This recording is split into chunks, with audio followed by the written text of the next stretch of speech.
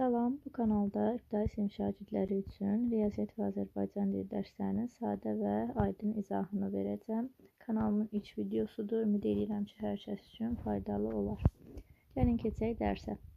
Demək, 4-cü fəslimiz heyvanlar haqqında nağıllardır. İlk nağılımız şir və dovşan nağılı. Görək hələ şir və dovşan nağılında söhbət nədən gedir. Biri var idi, biri yox idi. Zalım bir şir var idi. Əlinə düşən heyvanları parçalayıb yeyərdi. Heyvanlar onun əlinə lap bezmişdilər. Onlar qərara gəldilər ki, hər gün şirə bir heyvan versinlər. Şir də yeyib doysun, daha başqalarına toxunmasın. Şir onlarla razılaşdı. Günlərin bir günü növbə dovşana çatdı. Dovşan axşama kimi orada-burada gəzdi. Ac qalmış şir bərk qəzəbləndi. Axşam dovşan şirin yanına gəldi. Qəzəblənmiş şir onu parçalamaq istədi. Dovşan dedi, məndə günah yoxdur. Sənə yağlı bir dovşan gətirirdim. Yolda bir şir əlimdən alıb yedi. Bu sözləri eşidən şir bir daha da hirsləndi. O kimdir ki, mənim payımı yeyir? Tez ol, yerini de. Gör onu necə parça-parça edirəm. Dovşan şiri dərin bir quyunun yanına gətirib dedi. Bax, burada yaşayır. Şir quyuya baxanda suda öz əksini gördü. Elə bildi ki, onun payını yeyən şirdir. Özünü quyuya atdı. Bir daha da quyudan çıxa bilmədi. Heyvanların da canı zalım şirin əlindən qurtardı. Deməli, gələk birinci baxaq söz boğçamıza. Söz boğçamızda nələr var? Demək, bezmək nə deməkdir? Təkrar olunan bir şeydən sıxılmaq. Qərara gəlmək, seçim etmək deməkdir. Canı qurtarmaq isə xilas olmaq, qurtulmaq deməkdir. Bizdən nə istəyirdi? Nağılı oxuyun, nağıl üçün yeni ad düşünün. Yeni ad nə ola bilər? Zalım şirin aqibəti və yaxud zalım şirin sonu, ağıllı dovşan da ola bilər. Siz də başqa bir ad seçib qoya bilərsiniz. Gəlin baxaq tapşırığımıza.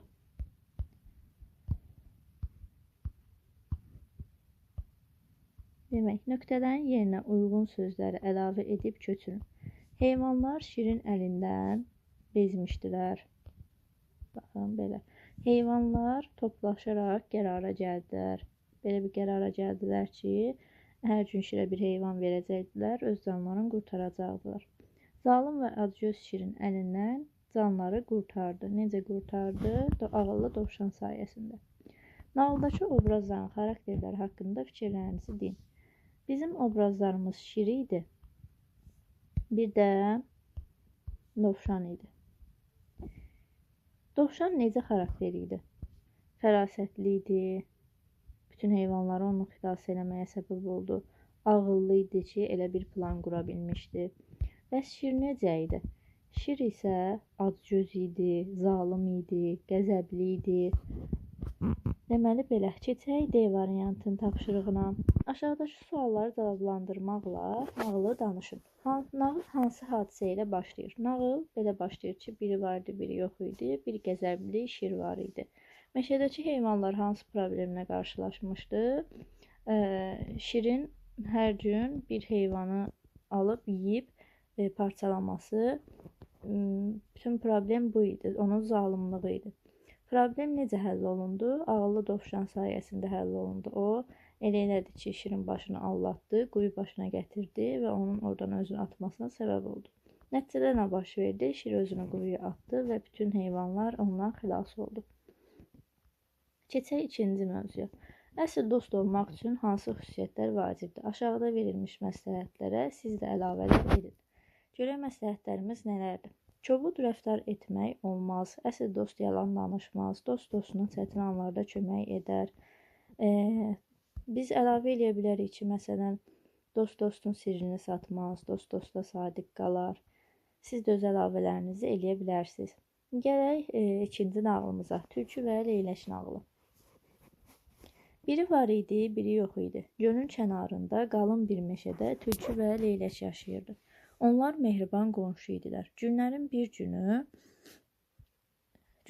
günü tülkü dovğa bişirmişdi. Leyləyi də qonaq çağırdı. Dovğanı dayaz boşqablara tökdü. Boşqabın birini özünün, birini də leyləyin qabağına qoydu. Leylək nə qədər çalışdısa, dovğanı içə bilmədi. Ha dimdiklədi, ağzına bir şey getmədi.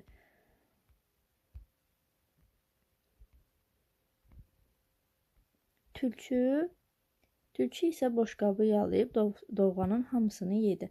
Qarnını sığallayıb dedi: "Əcəb dadlıdır." Leylək öz-özünə dedi: "Yaxşı Tülkü lələ, mən bunun heyfini səndən çıxaram." Görək söz boğçamızda nələr var. Rəftar etmək, davranış göstərmək, davranmaqdır. Heyf çıxmaq isə intiqam almaq, əvəzini çıxmaq. Kuzə tülkünün əlindəki bu qabdır. Buna dolça da deyilir. Kuzə dar ağızlı, uzun boğazlı bir qabdır. Dayaz isə bayaq gördüyü tülkü ilə leyləyin qarşısındakı qablar, yəni dərin olmayan qab, ona dayaz deyilir.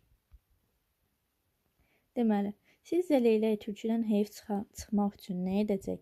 Şəklə baxaraq nağılın davamını təxmin edin. Şəklimiz budur. Sizcə nə edib? Burada da gördüyümüz kimi tülkü közədən yemək yeyə bilmir. Leylək də əvəzin çıxmaq üçün, heyf çıxmaq üçün ona közədə yemək verir ki, əvəz olsunlar. O da yemək yeyə bilməsin leylək kimi. Leyləklə tülkünün dostluğu niyə pozuldu? Pozulmasına səbəb tülkünün sadəcə özünü düşünərək, dostu leyləyi düşünmədən hərəkət etməsi idi. Onun qabağına dayaz qabda yemək qoyur, halbuki tülkü dayaz qabda yeyə bilərkən, leylək dayaz qabda yemək yeyə bilmir. Yəni, sadəcə özünü düşündüyü üçün onların dostluğu pozuldu. Sizcə, nə üçün dərsliyinizdə tapşırıqlar A, B, C şəklində sıralanıb?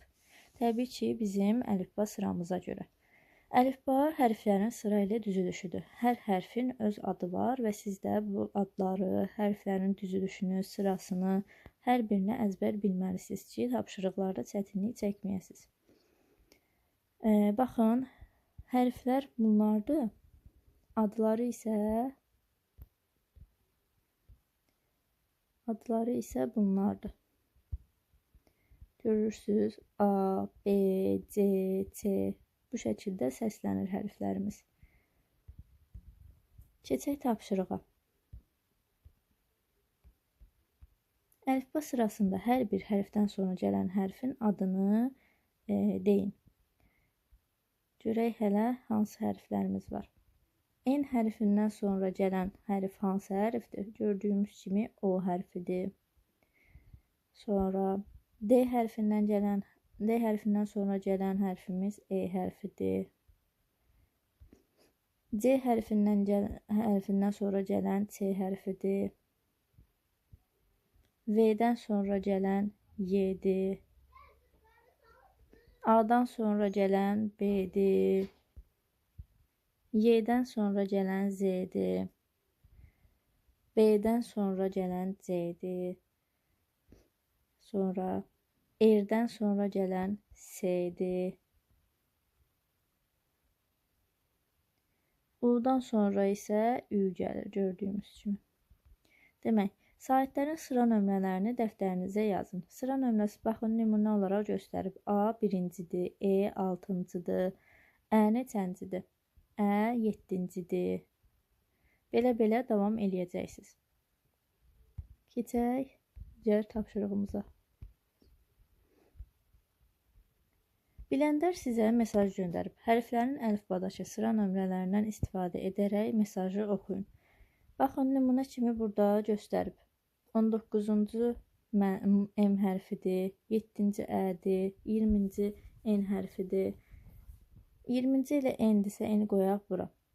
Bunu tapşırıq özünüz eləyəcəksiniz. Sadəcə sizə nə şəkildə olduğunu göstərmək istəyirəm. Məsələn, əlifbada birinci hərfimiz hansıdır? A hərfidir. 10-cu hərfimiz hansıdır? Q hərfi idi. 13-cü hərfimiz I-dır.